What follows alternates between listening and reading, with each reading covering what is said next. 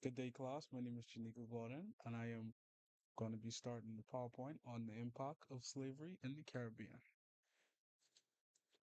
The rich legacy of African roots, which was embraced by slaves to form bonds with one another during the perils of slavery, has had an enormous impact on the Caribbean.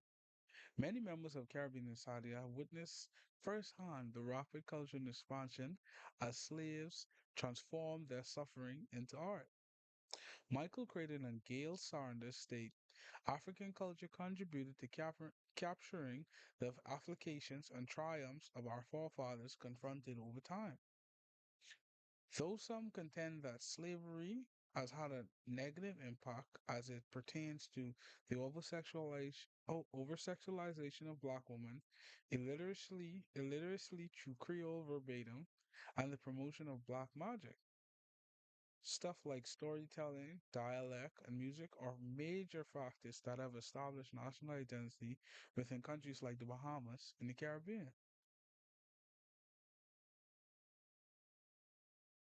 Okay. Let's start off with our cultural identity and music. The transatlantic slave trade brought brought the African diaspora to the Caribbean, introducing lively percussion rhythms and call and response singing styles that were essential in shaping genres such as reggae and dancehall in Jamaica, gumbe and rake and scrape in the Bahamas, and calypso and steel pan music in Trinidad and Tobago. The establishment of British colonies in Jamaica and other Caribbean islands also led to the development of music styles like ska and rocksteady, which combine with which combine African beats with European genres, which blended into a very unique style of music that we have today. Reggae music, which was born in Jamaica in the late 1960s, it was created from ska and rocksteady. It embodies the utilization of Caribbean popular culture for defiance and self-expression. Originating in marginalized Jamaican communities, artists like Bob Marley, Peter Tosh, and Jimmy Clef address issues of poverty, inequality, and social injustice through their music. Reggae's powerful message of unity, freedom, and empowerment resonate globally, serving as anthems for social change and resistance against oppression. Empathized by songs which comes from the artist Bob Marley, Redemption Song, and Peter Tosh, Equal Rights. Next, we go Calypso music. Calypso music, which originated in Trinidad and Tobago, has a deep-seated history of cultural resistance and social commentary. Initially serving as a means of communication for oppressed slaves, it evolved into a powerful tool for decimating information and critiquing societal issues. During its peak in the 1920s and early 1930s, Calypso solidified its style and structure, becoming a trusted source of news for many islanders. Calypsonians like the Mighty Sparrow and Lord Kitchener used their music to challenge colonialism, colonialism, social inequality, and political corruption, pushing the boundaries of free speech. Categorized by clever lyrics addressing contemporary events and social concerns, Calypso remains a potent vehicle for raising awareness and sparking dialogue. Next, we move on to soca music. Soca music also originated in Trinidad and Tobago, but it was later on in the 1970s. It fused with calypso with various genres like soul and Indian rhythms. It gained rapid popularity for its vibrant sound and became synonymous with carnival festivals. Artists such as Michael Montano and Destra Garcia use soca to celebrate Caribbean culture, address social issues like gender equality, and promote environmental preservation. Soca serves as a platform for Caribbean communities in their to express pride in their heritage and advocate for positive change. Junkanoo. Music takes center stage during national cultural celebrations, and the most perfect example is coming from my hometown, Bahamas. Junkanoo. Junkanoo is a cultural event that takes place every Christmas and New Year and New Year's Eve. In his biblical order, Junkanoo in the Bahamas, Clement Battle cites argues that Junkanoo is thought to be named after the slave John Canoe. It's pretty it's pretty unique, isn't it? We wouldn't have had the name Junkanoo if it wasn't for the slave that brought their teachings. You see what I'm saying? But during the celebration, slaves would dance and sing in the streets or inside the plantation grounds where they worked. The evolution of Junkanoo to include larger costumes, more vibrancy, and instruments like the trumpet is the difference between the past and now. So there was like a really good, good like design between like influence from slaves celebrating the festival to now, like as we keep on evolving and making our own culture. But also, it comes with controversy. Some individuals label cultural festivals in the Caribbean as profanity and vulgar. They argue that they disrespect and objectify black women. The objectification and the objectification linked to soca and dancehall music, like when they see them just dancing out in the road and just singing. As some claim, they could depict black women's sexuality in a twisted way, portraying them as aggressive and proactive. The notion that black women are overly sexualized originated from the black woman's reduction to the racial categorization of Jezebels, whose formation was founded on enslavement. So if you go back in history, you can really see like where this whole sexualization of black women started.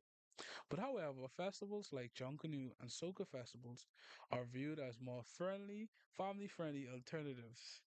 Not family friendly, although, but more family friendly alternatives. I have to make that correction. More alternatives, allowing for creative expression and the preservation of Caribbean culture, drawing parallels to the traditional African art forms such as fire dances and ring plays. All right, let's move on. Culture identity within language in the Caribbean. Language in the Caribbean. The results of colonization in the Caribbean are reflected in our linguistic diversity. One distinctive quality that makes us unique is our dialect. Our indigenous language and African verbatim are mixed together to create a multitude of Creole languages. The Caribbean islands including Jamaica, Trinidad and Tobago, Barbados, Guyana, and the Bahamas saw the establishment of English as the dominant language following English colonization, which was a result from slavery. While colonization in the places such as Haiti, Martinique, and Guadeloupe resulted in the development of French Creole languages alongside French. So you can see the really comparison, like why there's such a big difference in Creole in languages, because yeah, the fusion of European languages with African, indigenous, and other local languages has led to the development of Creole language specific to the Caribbean, representing the region's cultural richness and varied linguistic traditions. Example phrases. Okay, I'm gonna say it, and you probably gonna listen. So the first one we gonna say gal. We say gal. That means girl, and we use it in the Bahamas. The next phrase I'm gonna say is boy, and this can refer to anybody. Like, boy, come over here. Like, boy, what you doing? Like, just example phrases that what you can use. And then the next term is little pickney, you know? Like they just refer to as children in Jamaica. And then this one was a favorite when I put it in Junsa.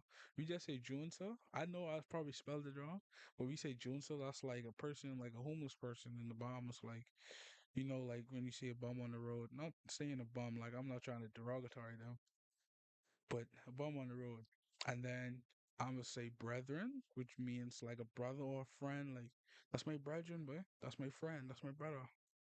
You see what I'm saying? We use it in the Bahamas as well. And then have to pick this up. You know. It means you have to. It's giving you a sense of direction, a sense of yeah, you have to. And then this was a new one that what I found out. It was crosses. I know it was a popular song that named Crosses. So I had to figure out what it means. It means a self-aware female who always thinks she's right. So it's basically like uh, an airhead in a way. Like, but yeah. And if you find any more, you could leave a like and leave it in the comments. And if you can name some as well. So let's move on. All right. Cultural identity and folk tales. Folk tales from the Bahamas are precious and ingrained in the culture and religiously passed down to subsequent generations. They talk about religious principles that underpin their perception of life and narrate stories from their ancestors. Every folk tale is significant in and of itself, and each one conveys a different story or lesson. Storytelling and the ancient West African religion, voodoo, were performed covertly as a way of holding on to their West African customs despite living in a nation that devalued them. During the times of slavery, coping habits such as oral storytelling was essential to mental well-being as they assisted slaves with day-to-day hardships. The telling of folk tales from the Bahamas has been a long-standing tradition. Oh, I missed a click that.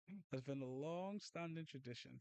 Folk tales are elaborate narratives containing profound moral lessons such as proverbs and yeah,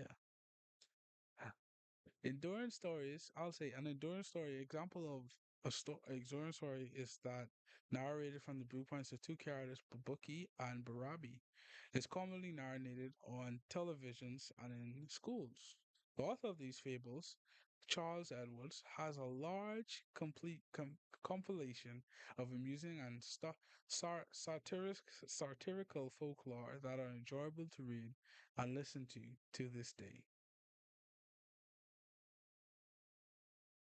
Hmm. Some contend, but also there has to be comes controversies when it comes to folk tales. Some contend that certain elements of Bahamian storytelling elevate Obeah.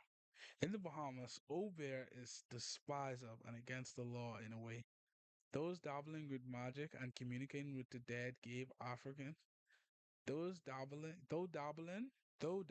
with magic and communicating with the dead gave Africans a relative sense of peace during a traumatic circumstances. Many Bahamians viewed the practice of black magic as evil, since many use it for wicked practices to bring harm to others.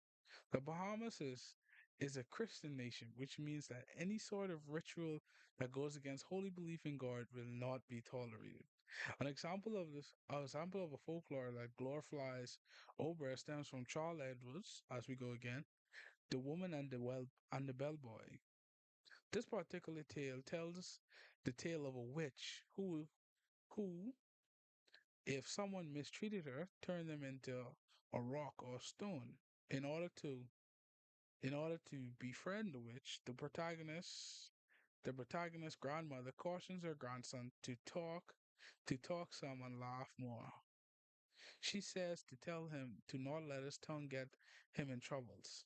Sadly, he didn't listen and ignored the advice. And one day, when he does meet the witch, who's in disguise, she reveals her identity after he rudely confronts her and turns him into a bell. So as you can see, like only really how she's a witch, she's using Obeah, which is causing harm to others. So that's why we view it as a way. We view it as a way in that it's unholy because there's no one going around turning people into bell, right? But yeah, but despite controversy surrounding Obeah in Bahamian folklore, wait, though such stories glorify black magic, folk tales are vital because of their intricate plot and ability to impart moral lessons. For the sake of preserving Bahamas culture, this is the main reason I believe that having Bahamian folklore in the 21st century is beneficial. So I would like to thank you for making it this far. And culture profoundly shapes individuals' worldviews, encompassing beliefs and interests, reflecting the influence of historical experience such as slavery, yet also preserving ancestral customs inherited from Africa. Despite criticisms of negative impacts from slavery, including the hypersexualization of women and the promotion of illiteracy, Caribbean culture has evolved to form a unique identity, emphasizing tight knit communities and kinship ties akin to those in African societies. Preser- Preserving culture remains paramount as it safeguards identity and heritage, highlighting the importance of maintaining traditions amid ongoing societal changes and challenges. Given that despite the reapproach, the right, the right, despite the, do you know the, despite the reapproach that follows slavery, it is crucial to maintain the culture within the Caribbean. As the saying goes, your identity is lost when your existence is lost.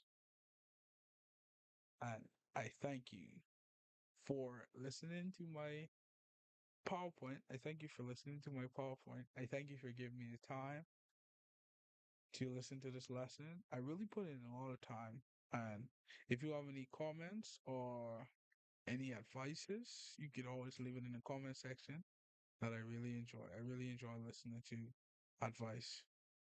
But thank you for listening once again. My name is Janico Gordon, and this was my presentation.